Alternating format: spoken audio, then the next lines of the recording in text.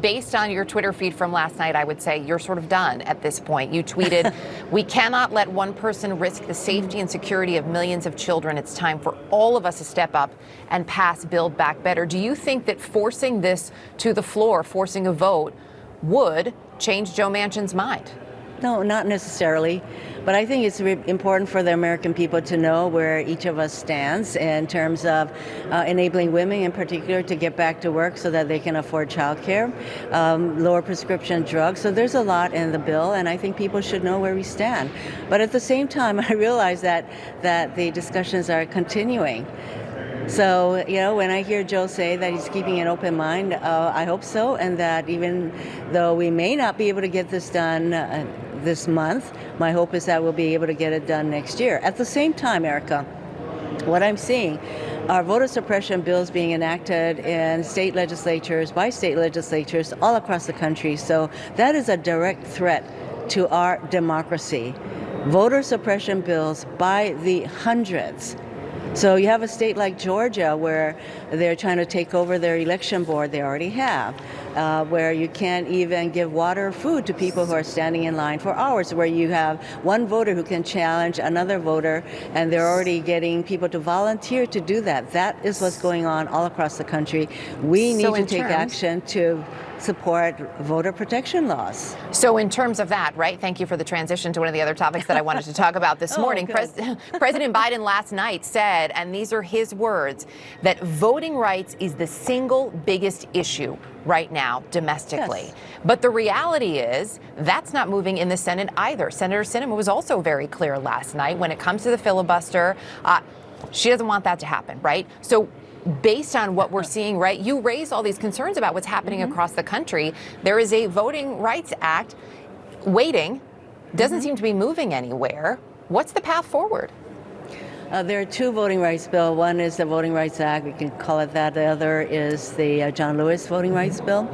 I think the John Lewis bill is really, really important because that's going to give the Department of the Attorney General the tools to fight back against these voter suppression bills. Here's what I'd like to see happen at this point. I'm not even talking about eliminating the filibuster, which I support. I would support bringing back, really, the talking filibuster, which is something that Joe Manchin supported earlier. So if you're going to be that one person to halt everything, you should get on the floor of the Senate and hold that floor for however many hours you can so that the American people will know who is the person that's stopping, in my view, voter protection legislation. So what are the chances of that happening?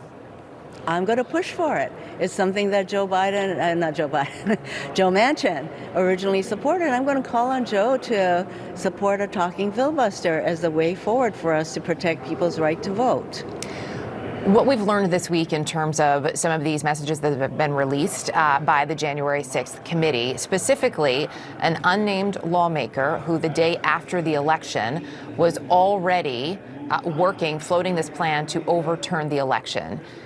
How much does that concern you as we head into 2022, as we head into 2024? It's totally concerning that President Trump and all his enablers continue to push forth the big lie that this election was stolen, and therefore they need to support the passage of all of these voter suppression bills that will really stop minority people, the black people, Chicanos, African, Asian American people from voting. And that's where they're going because it is their effort to retain power. So that's what this is all about. Right, and so then what if you sort of back to where we were before, what if you can't get anything done, right? What if you can't get some of those, these two different, voting rights bills? What if nothing happens there?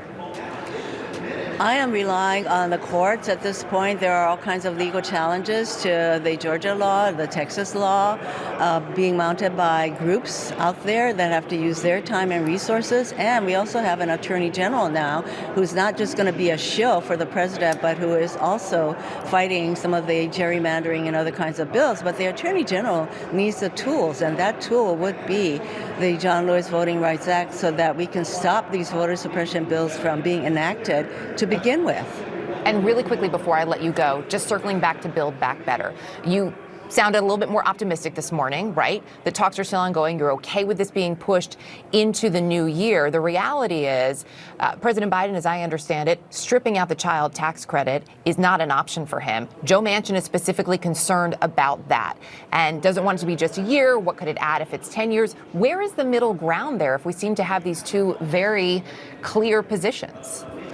We're not even talking about extending the child tax credit for 10 years.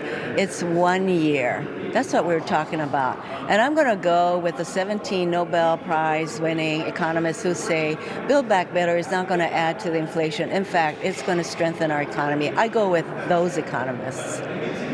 Senator Mazie Hirono, appreciate you joining us this morning. Thank you. Aloha.